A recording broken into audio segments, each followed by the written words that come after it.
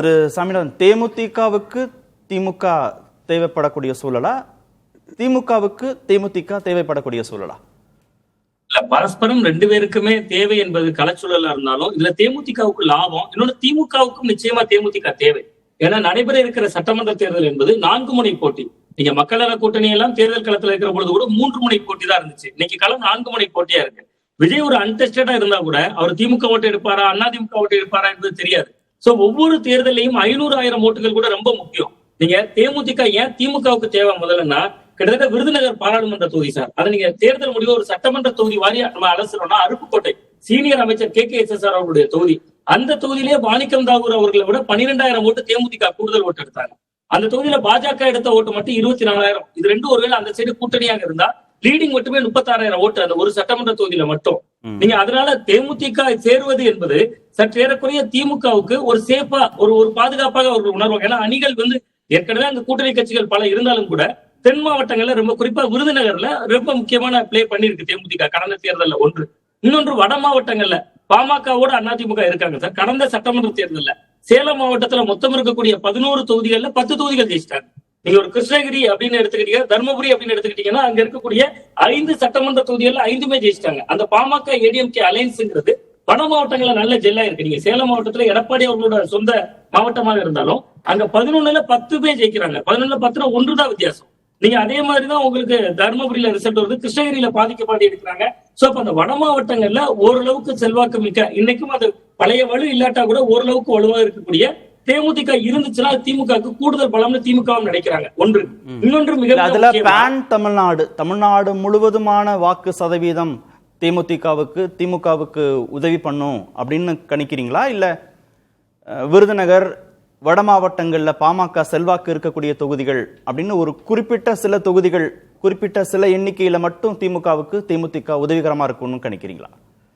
குறிப்பிட்ட சில தொகுதிகளுக்கு தான் பயன்படும் தேமுதிக. தமிழகம் முழுவதும் அவர்களுக்கான ஓட்டு வங்கி என்பது தொகுதிக்கு ரொம்ப ரொம்ப சொற்பமாகத்தான் இருக்கும். அதுக்கு நமக்கு கண்ணு முன்னாடி ஒரு உதாரணம் இருக்கு. 2024 பாராளுமன்ற தேர்தலை நம்ம அணுகுகிறோம். அதுல அதிமுகவோட அவர்கள் அணி சேர்கிற பொழுது அவங்க 2% தாண்டி ஓட்டு எடுக்கிறாங்க, 2.59 எடுக்கிறாங்க. ஆனா 2021 சட்டமன்ற தேர்தல் தானே நமக்கு தேமுதிகவுடைய ஆளுமையை காட்டக்கூடிய தேர்தல், மாநில தேர்தல். அதுதானே ஒரு சட்டமன்ற தொகுதிக்கே குறைஞ்சது 2.5 லட்சம் ஓட்டு இருக்கு. இன்னைக்கு ஏதாவது ஒரு தொகுதியை நம்ம எடுத்து பார்த்தாலே இந்த ஒரு சட்டமன்ற தொகுதியிலே 2.5 லட்சம் ஓட்டு இருக்கு.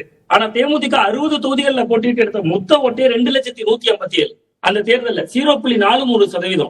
சோ அப்ப அது நம்ம ஒட்டுமொத்த தமிழ்நாட்டிலையும் 2.2 லட்சம் ஓட்டை வைத்துக் கொண்டு அது கடந்த காலங்கள்ல முக்கியத்துவம் இல்லாத ஒன்றா இருக்கலாம். பட் இப்ப விஜய் போன்ற புதிய சக்தி வர்றதுனால அது ஒரு சில தொகுதிகள் 500 ஓட்டாக இருந்தாலும் சில தொகுதிகள் 1000 ஓட்டா இருந்தாலும் அது முக்கியத்துவம் வாய்ந்த ஒன்றா மாறுது. இன்னொன்னு சார், தேமுதிக விரைவாக முடிவெடுத்துட்டாங்க அப்படிங்கறதுல மட்டும் எனக்கு ஒரு சிறிய மாற்று கருத்து இருக்கு. விரைவாக முடிவெடுத்துட்டாங்கன்னா நேற்றைய தினத்துல மாநிலங்களவை தேர்தலுக்கான அறிவிப்பு வந்து விட்டது. அவர்களுக்கு எது இலக்கோ அதற்காக காத்திருந்தாங்க. அந்த இலக்கு நேற்றைக்கு மாநிலங்களவைக்கான தேர்தல் தேதி அறிவிக்கப்பட்டு விட்டது. அப்ப அங்க 4 இடங்கள் திமுகவுக்கு கிடைக்குது. நீங்க அதிமுகவுக்கு 2 இடம் தான் கிடைக்குது. அதிமுகவுக்கு 2 இடங்கள் தான் கிடைக்குது என்பது ஒரு நிலையாக இருந்தாலும் அங்க ராமதாஸ் அவர்களுடைய அன்புமணி ராமதாஸ் அவர்களுக்கு ஒரு இடம் கொடுக்க வேண்டியிருக்கு. அமமுகவினுடைய பொதுச் செயலாளர் தேர்தலை சந்திக்கலங்கிறாரு. அப்ப அவருக்குரிய மரியாதை செய்ய வேண்டியிருக்கு. இன்னொரு இடத்துல பாத்தீங்கன்னா GK வாசன் அவருடைய பதவிக்காலம் முடியுது. அதிமுகலயே ராஜ்யசபா MP எதிர்பார்த்து காத்திருக்கிறவர்கள் இருக்காங்க. தேமுதிக ஏற்கனவே ஒரு முறை எங்களுக்கு அதிமுக தரல, நாங்க ஏமாற்றப்பட்டு விட்டோம்னு களத்துல அவர்களே விமர்சனத்தை முன் வச்சிருக்காங்க. சோ அப்ப திமுகவை பொறுத்தவரை இப்ப 4 இடங்கள் இருக்கு. அப்ப அவர்களுக்கு மாநிலங்களவை பிரதிநிதித்துவம் என்பதற்கான ஒரு தேர்தல் தேதி அறிவிக்கப்பட்டவுடன் எதற்காக காத்திருந்தார்களோ அந்த நோக்கம் நிறைவேறிய பின்பு அதற்கு ஏதாவது உத்தரவாதத்தை பெறப்பட்ட பின்புதான் அவர்கள் கூட்டணிக்குள் இணைந்திருக்காங்க. நிச்சயமா இது திமுகவுக்கும் பலம் தரும், தேமுதிகவுக்கும் பலம் தரும். அதிமுக அந்த வகையில ஒரு சிறிய இழப்பை தான் சந்திச்சிருக்காங்க. அதிமுக மாநிலங்களவை கொடுக்க முடியுமா, சீட்டை கொடுக்க முடியுமா தேமுதிகவுக்குங்கிறது முன்கூட்டியே தேமுதிகவுக்கு தெரியாதா என்ன? இல்ல, நிச்சயமா அவர்களுக்கு தெரிந்திருக்கும். பட் 2 தரப்பிலும் மாற்றி மாற்றி கொண்டு அவர்கள் இருதரப்பிலுமே அவர்கள் ஏதோ ஒரு வகையில பேச்சுவார்த்தை ஏதோ ஒன்று செய்து கொண்டுதானே இருந்தாங்க. நீங்க கடைசியாக 2 தினங்களுக்கு முன்பு ஈசாவினுடைய நிகழ்ச்சிக்கு கூட எல்முருகன் அவர்கள் இருந்தாங்க, வேலுமணி அவர்கள் இருந்தாங்க, எல்லாருமே இருந்தாங்க. அப்ப அதை பார்க்கிற பொழுது கூட இவர்கள் அதிமுக கூட்டணி பக்கம் ஏதோ ஒரு சுமூகமான பேச்சுவார்த்தை போகிற போன்றுதான் ஒரு தோற்றம் இருந்தது.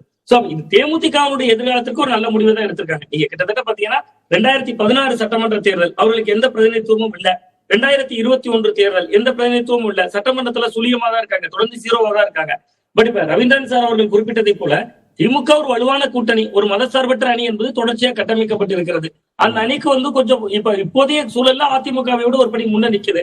சோ அப்ப தேமுதிகவுக்கு எண்ணிக்கைகள் குறைவாக இருந்தாலும் ஒரு வின்னபிலிட்டியான ஒரு அணிக்குள்ள ஓரளவு போய் இருக்கிறோம் அப்படிங்கிற ஒரு சேஃப். தேமுதிகவுக்கு லாபம், ஒருங்கிணைந்த பாமக இருக்கு, பாமக ரொம்ப வலுவா இருக்கு, அது அதிமுகவோட கூட்டணி வச்சிருக்கு, அதை வட மாவட்டங்களில் எதிர்கொள்வதற்கு திமுகவுக்கு தேவைப்படுதுன்னா ஒரு லாஜிக் இருக்கு. பாமகவுக்குள்ள பிரிவினை இருக்கு, அங்க வாக்கு வங்கி சதறி இருக்கு, தேமுதிகவோட வாக்கு சதவீதமும் குறைந்திருக்குங்கிற அடிப்படையில் பார்க்கிற போதும் தேமுதிக இப்போது திமுகவுக்கு தேவைப்படுமா? தேமுதிகவுக்கு லாபம் தான், திமுகவுக்கு லாபமா? நம்ம திமுகவுக்கு அதான் வருகின்ற சட்டமன்ற தேர்தல் அவர்கள் கிட்டத்தட்ட திமுக 2வது முறையாக ஆட்சியை தக்க வைத்ததில்லை என்கிற ஒரு பிம்பத்தை உடைக்கணுங்கிறதுக்காக வெல்வோம் 200 200 சீட்டை வெல்வோம் அப்படின்னா விஜய் அவர்கள் போன்ற புதிய சக்தி வந்திருக்கக்கூடிய சூழல்ல களத்துல அவங்க கடுமையான ஓட்டு சேதத்தை ஏற்படுத்துறாங்க. அதாவது வட மாவட்டம் தென் மாவட்டம் என்கிற எந்த இலக்கும் இல்லாம விஜய் பெரிய ஸ்பாய்லராக பல தொகுதிகள்ல இருக்காரு. சோ அப்ப எந்த கட்சியினுடைய ஓட்டை உடைப்பாரு, எவ்வளவு உடைப்பாருன்னு தெரியாதப்ப கிடைக்கிற எல்லாரையும் கூட்டணிக்குள் சேர்த்துக் கொள்ள வேண்டும் என்கிற நிலைப்பாட்டை நோக்கி திமுக நகர்ந்திருக்காங்க. நீங்க இன்னொன்று மதசார்பற்ற அணி, கிட்டத்தட்ட அதுதான் தொடர்ச்சியான அடையாளமாக இருக்கு திமுகவுக்கு. மோடி எதிர்ப்பு, மதசார்பற்ற அணி. நேற்று முன்தினம் வரை பாஜகவோடும் பேச்சு நடத்தக்கூடிய தேமுதிகவை இன்னைக்கு கூட்டணிக்குள்ள இணைச்சுக்கிறாங்க. இதுல திமுகவுக்கு ஒரு சிக்கல் இருக்கு. இதுல தேர்தல் முடிவுகளுக்கு அப்புறம் ஒருவேளை ஏதாவது சில தொங்கு சட்டசபையோ ஏதோ ஒன்று அமைந்தால் தேமுதிகவுடைய நிலைப்பாடு என்னவாக இருக்கும்? இதற்கு முன்பு இவர்கள் அணைத்திருக்கக்கூடிய அணி என்பது ஒரு மதசார்பற்ற அணி. அந்த அணியில எல்லா கட்சிகளும் ஏற்கனவே பிஜேபி எதிர்ப்பு என்கிற நிலைப்பாட்டில் உள்ள கட்சிகள் இருக்காங்க. இப்ப தேமுதிக புதிய வரவாக வந்திருக்காங்க. சோ இதெல்லாம் திமுகவுக்கு ஃபியூச்சர்ல நிறைய சிக்கல்கள் உள்ள அமைப்புகள் இருக்கு. இன்னொன்று தேமுதிகவுக்கு இப்ப கூடுதல் இடங்கள் இப்ப 6க்கு மேல கொடுத்துட்டா விசிகா, மார்க்சிஸ்ட், இந்திய கம்யூனிஸ்ட் உள்ளிட்ட பல கட்சிகளும் இதே குரல்ல எழுப்புவாங்க. திமுகவுக்கு இது பெரிய நெருக்கடி தான், அவர்களை உள்ளே இணைத்துக் கொண்டதுனால. திமுக போட்டியிடக்கூடிய தொகுதிகளோட எண்ணிக்கையே குறையும். காங்கிரஸுக்கும் ஒரு செக் வச்சிருக்காங்க, பாருங்க எங்க கூட தேமுதிக வந்துருச்சு, இந்த 25 நீங்க நின்றுக்கங்க அப்படிங்கக்கூடிய ஒரு விஷயத்தையும் காங்கிரசுக்கும் செய்தி சொல்றாங்க. பட் இதெல்லாம் செட்டில் ஆகக்கூடியதான். விருதுநகர்லயே மாணிக்கம் தாகூர் அவர்களுக்கும் தேமுதிகவுக்கும் முரண்பாடு இருக்கு. விருதுநகர்ல ஒரு தொகுதியை வாங்கி விட்டாங்கன்னா தேமுதிக வாங்கிட்டாங்க, அங்கதான் நல்லா பிளே பண்ணிருக்காங்க. அங்க காங்கிரஸ் எப்படி இவர்களுக்கு சப்போர்ட் பண்ணுவாங்க? திமுக காங்கிரஸ் முடக்கத்தை தாண்டி காங்கிரஸுக்கும் தேமுதிகவுக்குமே நிறைய முரண்பாடுகள் இருக்கு அங்க களத்துல. நீங்க விஜய் அவர்கள் காங்கிரஸுக்கு சிக்னல் கொடுத்த போது கூட காங்கிரஸை நம்பாதீங்கன்னு சொன்னாரு விஜய பிரபாகரன் அவர்கள். சோ அப்ப களத்துல திமுக கூட்டணிக்குள்ள மேலும் ஒரு சிக்கலை தான் ஏற்படுத்தி இருக்கு அப்படின்னு.